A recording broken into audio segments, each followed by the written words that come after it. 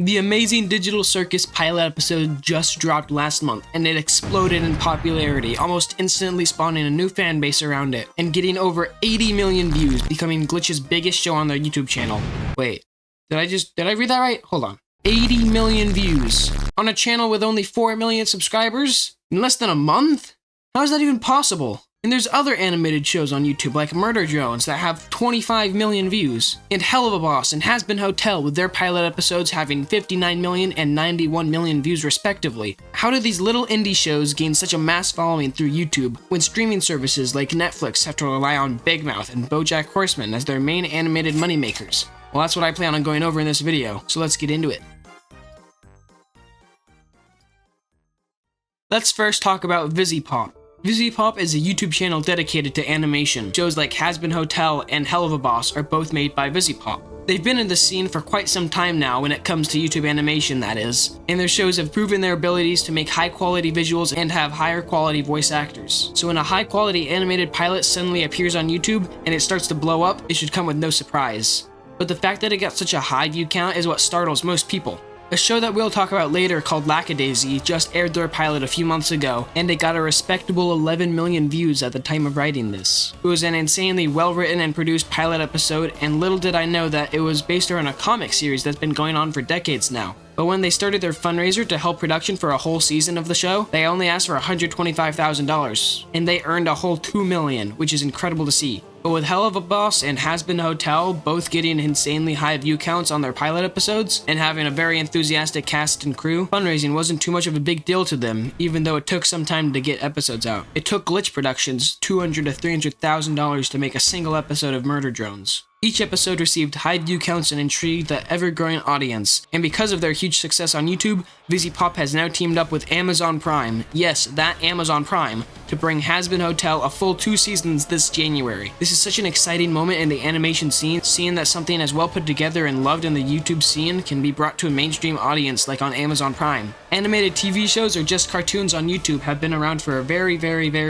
long time, and they have been successful here on YouTube for just as long. The only difference now is that the production quality of these shows is a lot higher, and the bar that's being met is a lot higher as well. And when watching these newer animations and comparing them to the older ones, it's not really fair because the landscape is so different. And I feel like a lot of the world outside of the social media scene thinks poorly of productions made online for an online audience. Take Markiplier's projects. A Heist with Markiplier was Mark's first real project outside of A Date with Markiplier and Who Killed, which have a lot less effort put into them than Heist does. Not that these projects didn't have effort, it's just that Heist has a lot more production value, and YouTube, having seen the potential in Mark's other 2 projects, picked up the idea and funded it under YouTube Originals. Rest in peace. You can definitely tell that there is a new bar of quality set with A Heist with Markiplier that Mark will continue to meet and push higher with his future projects. I mean, just look at In Space with Markiplier. No, actually, just look at it. It looks incredible. It's so incredible that it actually was nominated for an Emmy.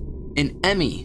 This just goes to show that with higher productions comes a lot more press, but also a lot higher expectations. I'm still getting comments on my last video essay, which you should check out after this video, that still have a fixed mindset that YouTube productions like the Smosh movie are the type of productions that YouTubers can make. Pissed off gorilla with a chainsaw. Doesn't really make a lot of sense, but then again, I don't really care.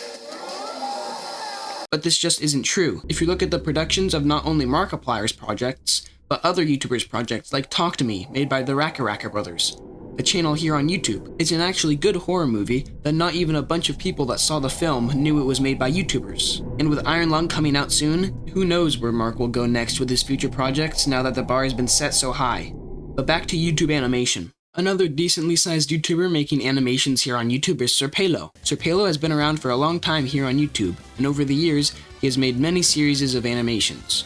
I wouldn't call them shows, especially these videos that he produces. But his biggest series so far is Spooky Month. But Mom, it's a Spooky Month! Oh, you're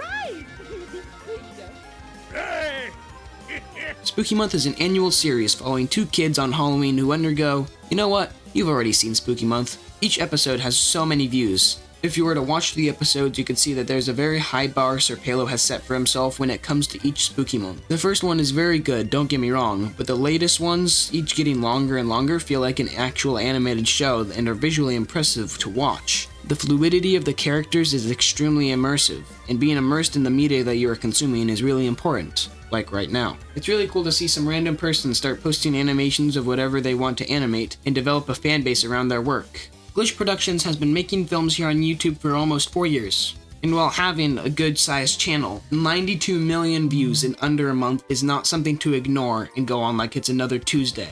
Because it's not. Glitch Productions has proven time and time again that quality over quantity will get you way further than you could ever imagine.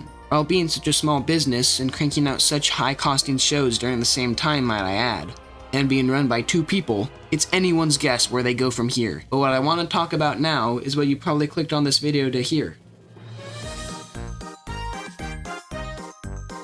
The Amazing Digital Circus, or TADCA, I know, it's not a great acronym, is doing really well. In all seriousness though, this pilot is doing crazy numbers, and not only on YouTube. Other platforms have started growing a fan base for the show and its characters.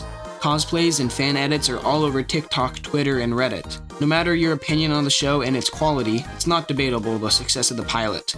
Only weeks after its release, it's still getting millions of views daily and has now become the most viewed animated show on YouTube. This is such a crazy event to witness. With MatPat finally getting into the deeper lore and story behind the seemingly simple and goofy pilot episode's writing, and fans going even deeper into the show's possible hidden story the show writer and director Gooseworks has been cooking up for who knows how long, the story of TADCA, I'm just gonna call it the Amazing Digital Circus, is one that's honestly never been seen here on the animation space on YouTube. Viziepop has been the leader when it comes to great storytelling in the scene, and others have been leading the charge for comedy animations. But full in-depth lore, and correct me if I'm wrong, but a story that could be leading to a possible ARG? It's only a matter of time before future episodes start rolling out, and we'll get to see more and more of the fleshed out world that the Amazing Digital Circus has to offer. We'll get answers to our questions of who these characters are. Gooseworks has confirmed that Kane, our ringleader, is an AI software. So who developed Kane? Because this world seems to be taking place in a retro era of technology, judging by the very old computers and the extremely old-looking VR headsets with wires and cables everywhere, how is Kane so reactive and able to communicate in ways even AI nowadays can't even perform at?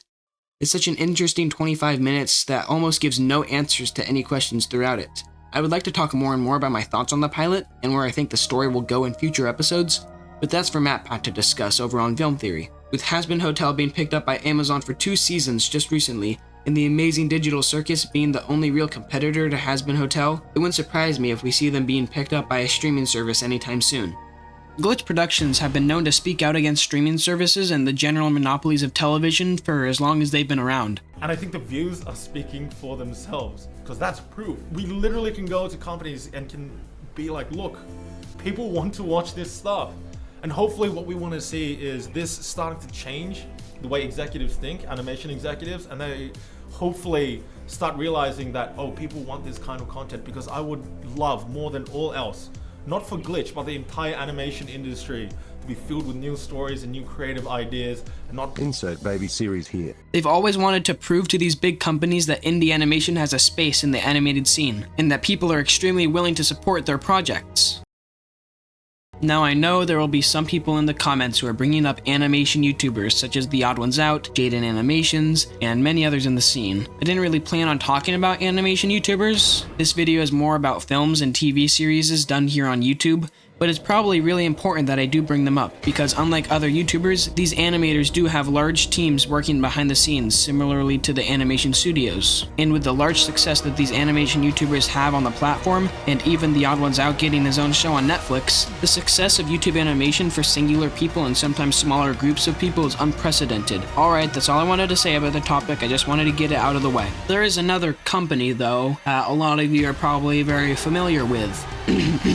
Okay, yeah, it's Mob Games. Actually, they started out as an animation channel here on YouTube. Now, I'm not going to say that it was the most high quality of animation. It doesn't stand the test of time like Has-Been Hotel and Hell of a Boss do. But to see that these animation channels developed into this much bigger brand that now does games like Poppy Playtime that have incredibly well done and well put together animated cutscenes, you can definitely see where a lot of talents in the company originated from. Obviously, it's not only the teams on the YouTube channels that have developed Poppy Playtime. That's not what I'm saying at all. What I'm saying is that growing animations here on YouTube, even if they are made for a younger audience, can lead you anywhere for future jobs that you might want to pursue, whether that's making games, animating for bigger companies like possibly Disney or other streaming services, or whatever you want to do with your talent. Just like being a YouTuber, you don't have to just look up at these behemoths in your space and think that you just can't compete with them. Because if you look back at the older animations on these channels, you'll see that they started out from a place of not so greatness, like you probably would as well if you're just starting out. There are so many things that you can do with an animating ability, and the people developing these cartoons like Viziepop and Glitch Studios are really proving this to a lot of the youthful creators. Animation has been here on YouTube since the very beginning, and before I wrap this up, I wanted to mention the future of animation here on YouTube.